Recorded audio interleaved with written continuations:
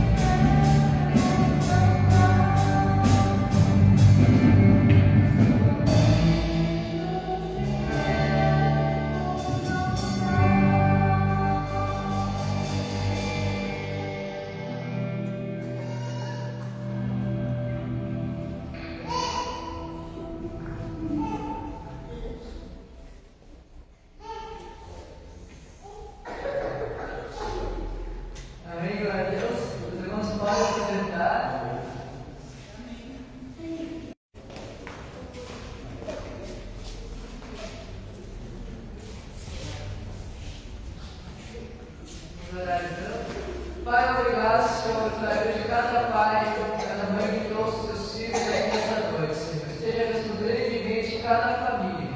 Te peço que neste momento abençoe os professores no culto infantil e cada criança também vai participar dele, Senhor. Que cresça em sabedoria e graça. Em teu nome que oro. Amém, Jesus.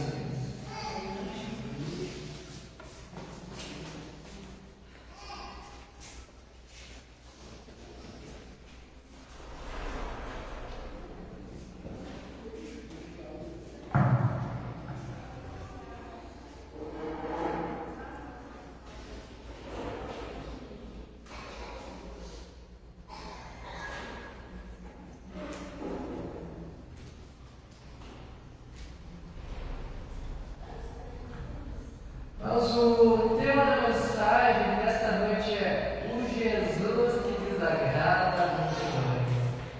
E nós veremos isso a partir de João, capítulo 7, do verso 10 ao verso 13.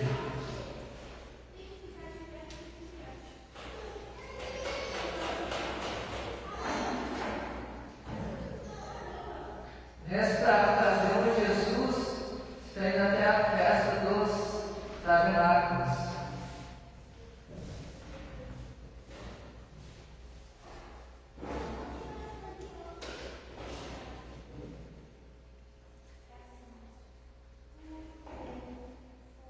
O texto bíblico diz assim: Depois que seus irmãos tinham ido à festa, Jesus também foi, não publicamente, mas em segredo. Ora, os judeus o procuravam na festa e perguntavam: onde estará ele? E havia grande comparação a respeito de Jesus entre as multidões. Uns diziam: ele é bom, e outros afirmavam: não é, ele engana um pouco. Entretanto, ninguém falava dele abertamente, por medo dos judeus. Vamos orar neste momento. Pai, obrigado pela tua palavra. Obrigado pela vida eficaz e fala conosco nos dias de hoje. Obrigado que sempre podemos aprender mais delas e sermos transformados pela tua vontade. Te peço neste momento que me use para falar cada palavra somente aquilo que tu queres que seja dito nessa noite e trabalhe em nossos corações, a começar em mim. É que eu te peço em teu nome, Jesus Cristo, que eu oro. Amém. Amém. Irmãos, nem todo mundo gosta de Jesus Cristo. É difícil a gente ouvir isso, que as pessoas não gostam de Jesus, mas é a verdade de fato. A gente não está falando aqui de pessoas que odeiam a religião, ou pessoas que são aqueles ateus, militantes. Estamos falando de pessoas que simpatizam com Deus, simpatizam com alguma ideia de Jesus Cristo, mas não gostam de Jesus que a Bíblia ensina. Não suportam os ensinamentos de Jesus Cristo. Então o problema não é Jesus em si, o nome de Jesus, ou Jesus cultural, mas o que Jesus pede aqui na Bíblia. As pessoas não gostam disso. Jesus não disse apenas amai-vos uns aos outros. Jesus também disse: negue a si mesmo, tome a sua cruz e siga-me. Jesus disse: se alguém quiser salvar a sua vida, perderá. Jesus disse: ai de vós, escribas e fariseus hipócritas. Jesus disse: ninguém vem ao Pai senão por mim. Jesus disse: eu sou o caminho, a verdade e a vida. Essas palavras causam de novo no hospital onde nós vivemos e que a verdade ela é relativa. Onde as pessoas pensam que existem vários caminhos até Deus, onde existem vários tipos de deuses, mas a Bíblia é clara em dizer que é o único Deus verdadeiro e somente por Ele há salvação. Essas palavras confrontam, denunciam o ser humano e chamam o ser humano a não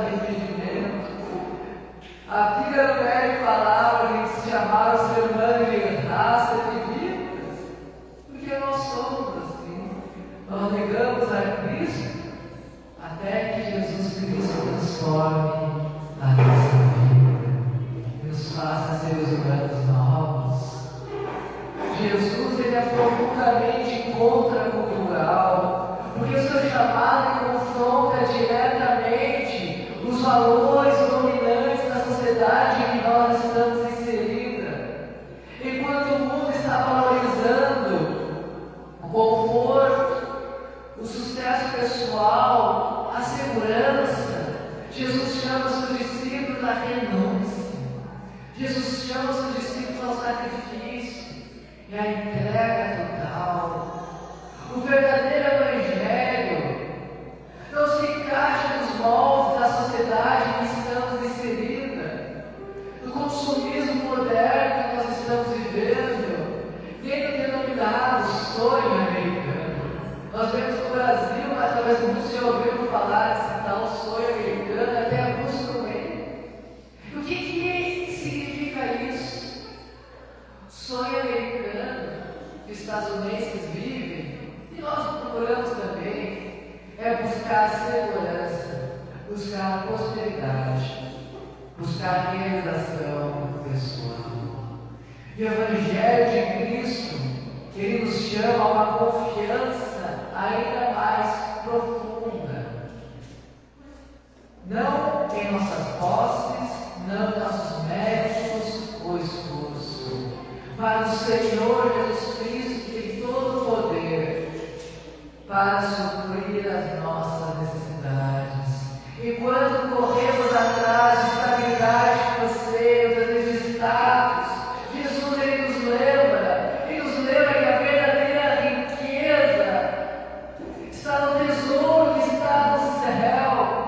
Ele nos convida não apenas a equilibrar o nosso trabalho e vida pessoal, mas uma entrega completa de coração e mente a Ele. Aqui podemos dizer onde está o seu tesouro, onde está o seu coração. Será que o nosso tesouro está em Jesus Cristo, voltado para o eterno, ou para conquistas simplesmente terrenas? E ao contrário de um sonho dito americano, que pode simplesmente falhar e cada vez tem falhado mais, o reino de Deus nos assegura um sonho em meio às lutas que nunca irá falhar, porque a vida eterna ela é certa. A vida com Jesus Cristo ela é certa. Não importa a tempestade que nós vivemos. Em meio às lutas, às vezes é um vazio existencial que as pessoas enfrentam, a esperança em Jesus Cristo ultrapassa o que o mundo pode oferecer. Portanto, o verdadeiro sonho de Deus para a sua vida não está em conquistas passageiras, mas está na vida que Ele nos dá. Ao confiarmos e entregarmos a vida, ao cremos que Deus ressuscitou, está conosco e vai voltar nos buscar, nos dar salvação eterna. E aqui em João 7 vemos claramente esse choque cultural. Jesus está na iminência de ir à festa dos tabernáculos e as pessoas esperam que Ele se apresente em grande estilo, faça uma espécie de show. Os grandes gastos, as pessoas esperavam isso de Jesus Cristo. E a multidão fica dividida aqui, neste parágrafo, nesse texto. Há quem diga que Jesus Cristo é bom e deve ser valorizado. E há quem diga que Jesus é um enganador, que ele é falso, um falso mestre. E muitos se calam por medo de falar de Jesus Cristo.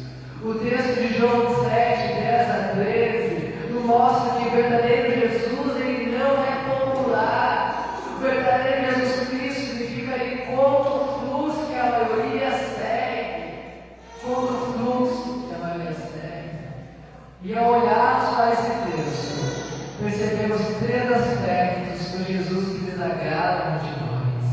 E como isso implica, como isso impacta a nossa fé hoje em dia. Irmãos, Jesus não age conforme expectativas humanas. verso 10 diz assim: depois que seus irmãos tinham ido à festa, Jesus também foi, não publicamente, mas em segredo. Jesus aqui sobre essa festa dos tabernáculos, ele não foi do jeito que os seres humanos esperavam, ou a parte de que Jesus se expressasse em público, mostrasse os seus milagres, se mostrasse como profeta. Outra parte que agitava Jesus, não queria ver, não queria levá-lo, ele à morte. Mas Jesus sabia que não era esse tempo de morrer aqui. Ele estava entre a vida e a morte. Enquanto uns queriam espetáculo, outros queriam sua morte. Mas quantas vezes queremos que Jesus haja segundo a nossa própria agenda, dizendo: Senhor, faça agora a minha vontade, do meu jeito, na hora que eu quero. Mas Jesus não é manipulado pela nossa própria vontade. Jesus não é manipulado por pressões externas, nem quando está encarnado aqui, nem hoje em dia, ou pelas demandas emocionais que nós possuímos. O nosso desafio diário é aprender a confiar no tempo soberano de Deus, na sua perfeita vontade para as nossas vidas e do modo que Jesus age. Isso exige uma fé madura que devemos desenvolver diariamente. É no dia a dia com Jesus Cristo que a nossa fé é desenvolvida. Jesus nos deixa um espetáculo para que nós cremos nele. Aliás, quando as pessoas viram Jesus no primeiro século, a maioria não cria nele. Quando as pessoas viam Deus manifestar lá no Antigo Testamento, o que é chamado de epifania, que é a manifestação de Deus, muitos simplesmente negavam a Cristo. Os irmãos devem se lembrar de Jesus criando o povo no deserto, através do fogo, através da nuvem. O que o povo fez? Murmurou, reclamou. Então a fé não se dá pelo que vê, a fé se dá em crer, mesmo sem ver, em crer mesmo sem ver o sobrenatural, em crer mesmo sem ver Jesus Cristo encarnado, em crer mesmo sem ver o milagre que nós estamos esperando. O nosso desafio é confiar no tempo e no modo que Jesus escolheu agir na vida de cada um. Isso nos exige uma fé que transcende natural, que nós somos criados a crer. Nós precisamos parar de tratar Jesus simplesmente como solucionador de problemas e de ir até Jesus Cristo para termos cura, para termos prosperidade financeira, para melhorarmos nossa relação, seja com quem for. Jesus pode fazer tudo isso, mas não é o principal. Devemos crer nele, mesmo sem ter tudo isso. Em tempos de religiosidade, de Paulo, de evangelho, de autoajuda, de coaches que trazem milhares de pessoas a serem vistas, nós somos capazes a reconhecer que Jesus não veio simplesmente para atender os nossos caprichos, mas veio nos conduzir ao arrependimento e à fé genuína que transcende a lógica humana. Muitas vezes, como médicos, podemos pensar assim, que ele prescreve um remédio certo para uma pessoa que odeia aquele remédio, que não quer aquele remédio, que não gosta daquilo, mas ele precisa daquele remédio. Jesus age dessa forma. Ele transforma a nossa vida, mesmo a gente não querendo ser tratado, mesmo a gente não querendo ser curado da forma que quer nos curar. A gente luta contra a vontade de Deus. Quando um paciente luta contra o médico, prescreve o médico, o remédio, que não é gostoso, mas que vai curá-lo. Mas não é apenas o modo de agir de Jesus Cristo que nos incomoda muitas vezes. É a própria presença de Jesus, por mais irônico que possa parecer. É a própria presença de Jesus que gera conflito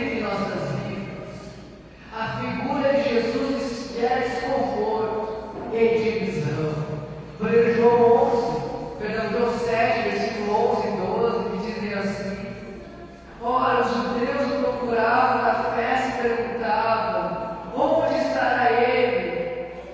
E havia grande murmuração a respeito de Jesus entre as multidões. Uns diziam: ele é bom, e outros afirmavam: não é, ele engana. Percebe? A presença de Jesus dividiu o povo. Os judeus estavam divididos a respeito de pensar sobre Jesus Cristo. A figura de Jesus Cristo dividiu o ser humano. E ele não é aceito por todos, e continua não sendo aceito por todos. Mesmo se Jesus seja perfeito, que faça aquilo que é bom, a sua palavra, a sua presença, ela confronta o pecado, expõe a hipocrisia do ser humano. Ainda hoje, Jesus continua sendo uma figura que divide a humanidade. Em debate sobre aquilo que é moral, em debate sobre aquilo que é imoral, em debate sobre o que é certo ou errado. Hoje nós estamos sendo invadidos por cada vez mais ideologias que vão contrárias ao que Jesus quer para nós. Ele traz a espada e divide famílias, divide muitas vezes escolas, faculdades, divide muitas vezes até igrejas, porque nem todos querem Jesus Cristo ensinado aqui nas Escrituras. O nome de Cristo incomoda muita gente. Em muitos ambientes é fácil falar de Deus de forma genérica, porque cada um pode encaixar Deus como quer que ele seja. Mas quando falamos de Jesus como único caminho, como alguém que exige obediência plena, isso gera resistência das pessoas. E nós precisamos tomar uma decisão, cada um aqui precisa decidir se estamos mais interessados na aprovação humana ou na aprovação de Jesus Cristo. Na igreja, a quem prefira um Jesus domesticado, um Jesus enjaulado, que se encaixa em suas tradições religiosas, em doutrinas pessoais que muitas vezes são ensinadas desde criança. Muitas vezes as pessoas colocam Jesus em ideologias políticas, mas Jesus não cabe nessas volturas humanas que nós mesmos criamos, quadros que nós mesmos criamos, caixas que nós mesmos criamos para encaixar Jesus. Nós devemos examinar nosso próprio coração, a nós mesmos. Será que nós cremos no Jesus que a Bíblia ensina? Ou nós cremos no Jesus que se encaixa naquilo que nos traz conforto e prazer? Aquilo que nos traz uma zona em que nós somos desafiados a mudar a nossa vida. Mas com uma luz forte que incomoda olhos acostumados à escuridão, creio que todo mundo aqui, em algum momento, já saiu de uma sala completamente escura e foi para um lugar iluminado e se incomodou com aquela luz. E quando voltou naquela luz, às vezes no lugar escuro, ficou cheio de luzes em seus olhos, porque a luz incomoda a escuridão. E Jesus revela muito aquilo que as pessoas querem esconder. Às vezes as pessoas querem esconder seus pecados, querem se transcrever na falsa santidade, como se não tivessem erros. Todos nós, sem exceção, temos pecados. Todos nós, sem exceção, temos erros. Às vezes as pessoas têm erros com a mentira, às vezes as pessoas têm erros com a pornografia, às vezes as pessoas têm erros com relações pessoais, às vezes as pessoas têm o ódio canalizado no seu coração. De tantas maneiras nós pecamos, nós erramos. E o mais certo é sermos sinceros diante de Deus, diante dos outros, dizer: eu errei, eu pequei, eu peço perdão a Deus e a quem nós ofendemos.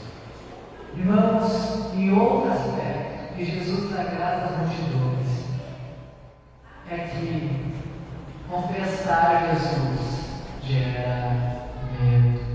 No versículo 13, nós lemos assim: entretanto, ninguém falava dele abertamente por ter medo dos judeus. O medo das autoridades religiosas calavam os que criam em Jesus Cristo. Havia censura, havia perseguição, havia ameaça àqueles que criam em Jesus Cristo. Aqueles que criam em Jesus Cristo. O medo de se identificar com Cristo continua presente ainda hoje. No trabalho, na universidade, na família, nas redes sociais. Muitos cristãos se iniciam sobre sua fé para evitar críticas, para evitar rejeição, para evitar ridicularização. No entanto, Jesus nos ensina a confessar a Jesus Cristo em todos os momentos de nossas vidas. Não importa o tipo de perseguição que nós possamos enfrentar. Talvez seja uma perseguição velada. A gente não é morto por ter Jesus Cristo como é em muitos países. E é interessante que as pessoas, principalmente na internet, elas falam tão mal do cristianismo, mas elas não entendem. Ouvirem não entendem que se estivessem vivendo em um país islâmico, por exemplo, eles estariam condenados à morte. Elas dizem que não existe perseguição ao cristianismo, de fato, a gente não é morto por isso, mas elas mesmas perseguem os cristãos com tanta difamação, com tantas palavras contrárias ao que a Bíblia prega. E aqui o medo das autoridades religiosas então calavam muito daqueles que criam em Jesus Cristo, por medo que queriam falar deles. O medo de se identificar com Jesus Cristo continua presente hoje em dia, no trabalho, na universidade, nas famílias, nas redes sociais. O medo de rejeição impede que as pessoas preguem o Evangelho de Cristo verdadeiramente. Mas muitas vezes as pessoas não saem na rua para evangelizar, é por medo de rejeição. Mas que medo é esse que nós temos, que nos impede de tirar uma pessoa do inferno e levá-la para o céu? Ou será que de fato nós levamos a sério a Bíblia Sagrada? Quando ela nos diz que as pessoas vão passar a eternidade sofrendo no inferno, e nós não fazemos nada em relação a isso, e por simples medo ou falta de coragem deixamos de pregar a Jesus Cristo, a gente tem que questionar a nós mesmos se a gente vive que Jesus Cristo quer que nós vivamos. Muitas vezes a gente diz: eu creio em Cristo, eu vivo o verdadeiro Evangelho, mas não vivemos. Nós não vivemos o verdadeiro Evangelho. Se nós vivêssemos o que Jesus Cristo mandou nós viver, o medo, a vergonha, nunca impediria nós de falar dele para as outras pessoas. Muitas pessoas evitam de falar de Cristo, evitam de falar sobre a sua fé, para evitar críticas, rejeição ou ridicularização. Mas o que é ridicularização perto do poder de Cristo que habita em nós? Talvez a gente não entendeu ainda que o Espírito Santo que habita em cada um que está aqui essa noite é maior e mais poderoso do que qualquer outra coisa que possa existir. Muitos preferem ser aceitos pelos outros do que serem fiéis a Deus. No entanto, Jesus Cristo nos chama a confessá-lo diante de todas as pessoas. O silêncio por medo também é um tipo de negar a Jesus Cristo. Às vezes a gente fala: Pedro negou a Jesus,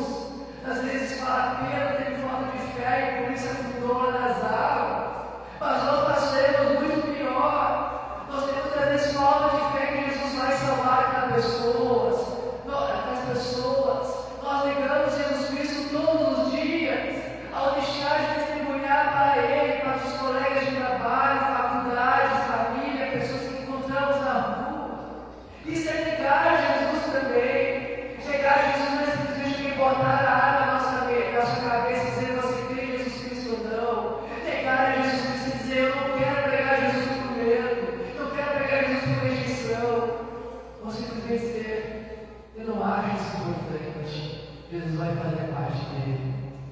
Jesus faz a parte dele, usando a sua vida, usando a minha vida.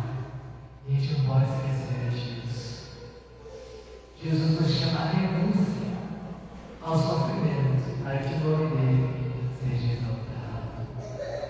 Mas o mundo, ele não está neutro em relação a Jesus Cristo. As pessoas já escolheram o seu lado. As pessoas escolheram o seu lado do diabo. É só ver a cultura que nós estamos inseridos. Veja o cinema, veja a arte, veja os livros, as histórias em quadrinhos, tudo que é feito. A maior parte segue uma agenda contrária aos ensinos de Jesus Cristo. Então o mundo ele já se posicionou. A pergunta que ecoa na nossa mente, que ecoa para você saber, nessa noite, você já se posicionou também? Ou continua negando a Jesus Cristo? Ser cristão. Ser cristão não é apenas ir a cultos ou ler a Bíblia em casa. Isso faz parte, com certeza. Isso é negociável. Mas Jesus, ser cristão é viver publicamente como discípulo de Jesus, com coragem, mesmo em ambientes hostis à nossa fé.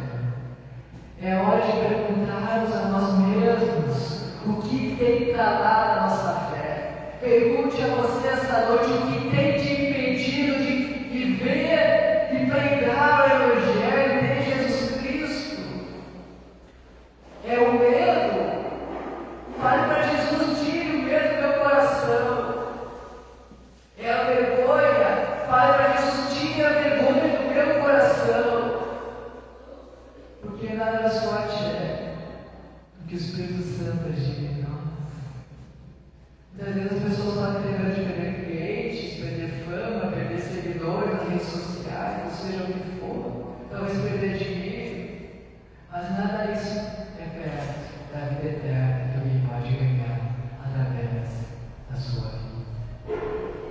Nós, como cristãos que são perseguidos em países onde estão entre a vida e a morte todos os dias, que continuam professando a fé em Jesus Cristo, mesmo diante de prisões, mesmo diante da ameaça de vida, nós devemos viver dessa maneira, como se tudo dependesse da nossa fé em Jesus Cristo, porque no final das contas depende também, depende para o melhor, da nossa fé em Jesus Cristo.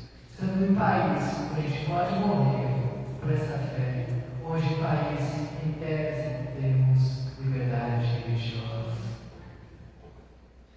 Diante de tudo isso que nós podemos pensar esta noite, precisamos nos posicionar. Que tipo de relação você tem tido com Jesus que desagrada multidões? Muitos cristãos tentam moldar Jesus para que ele se encaixe em suas preferências e estilos de vida. No entanto, Cristo, que é dito aqui nas Escrituras, existe uma mudança radical de mentalidade, mudança de prioridades. Ser discípulo de Cristo não é seguir um caminho fácil, seguir um caminho popular para nossas vidas, mas carregar a cruz de maneira diferente que o mundo fala que é seguir a Cristo. Carregar a cruz é negar a si mesmo, negar as suas paixões, sua vontade, às vezes os seus sonhos.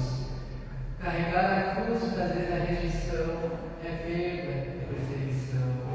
Seguir Jesus é totalmente contracultural. Jesus não é sociedade, Jesus é da vida. Seguir Jesus é nadar contra a corrente da sociedade, abandonar uma fé superficial e abraçar uma obediência custosa, mas profundamente transformadora. O chamado de Cristo não é para fãs, não é para seguidores, mas para pessoas dispostas a morrer pelo Evangelho pregado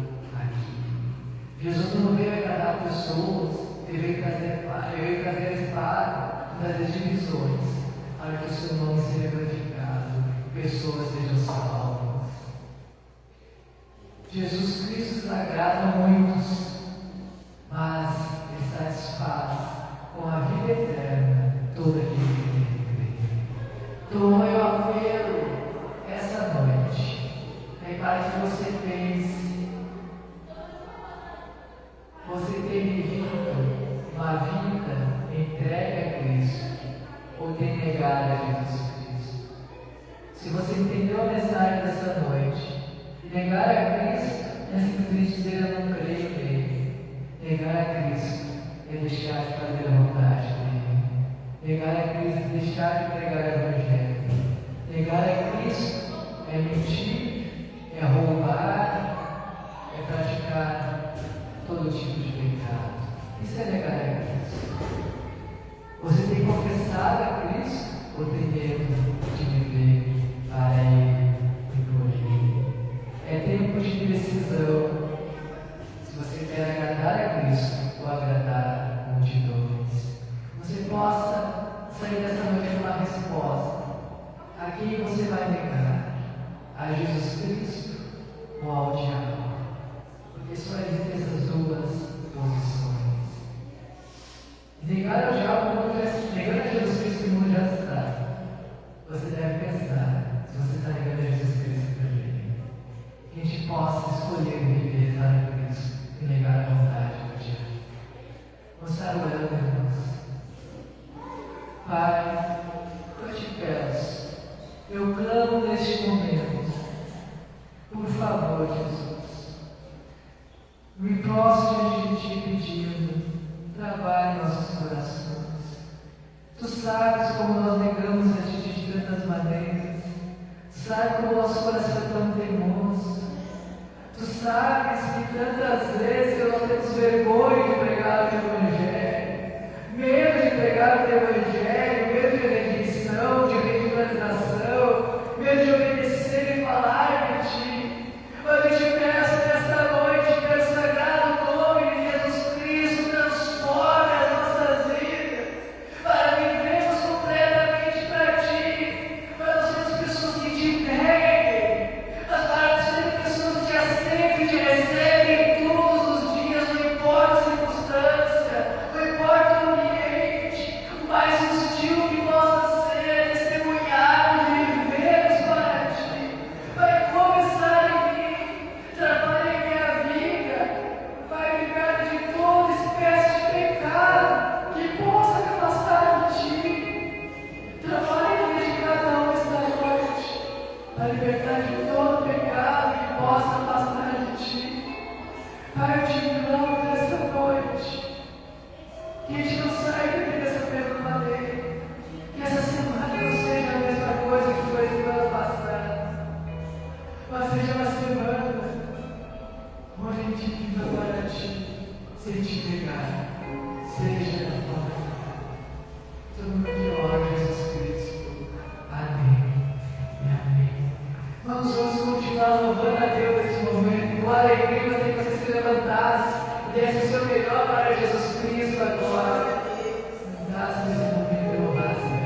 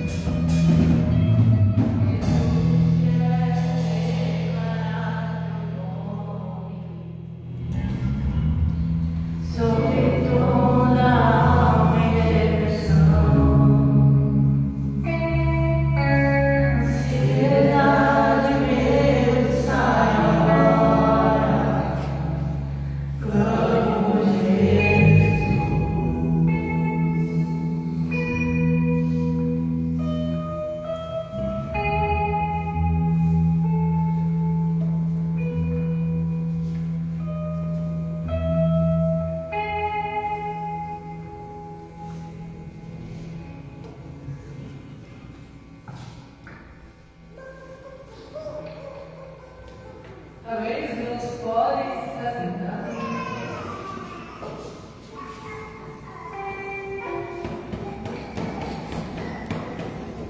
Alguns avisos.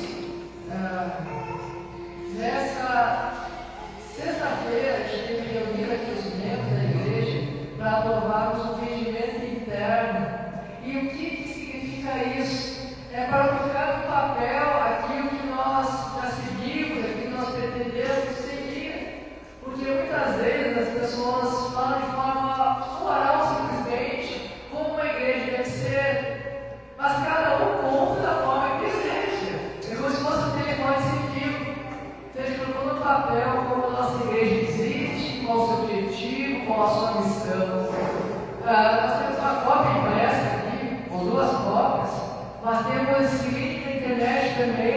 Então, não que desejar o regimento interno da igreja, é só solicitar que nós passaremos. Todo aquele que quiser, nós podemos disponibilizar para compreender melhor, de forma escrita, como nós agimos.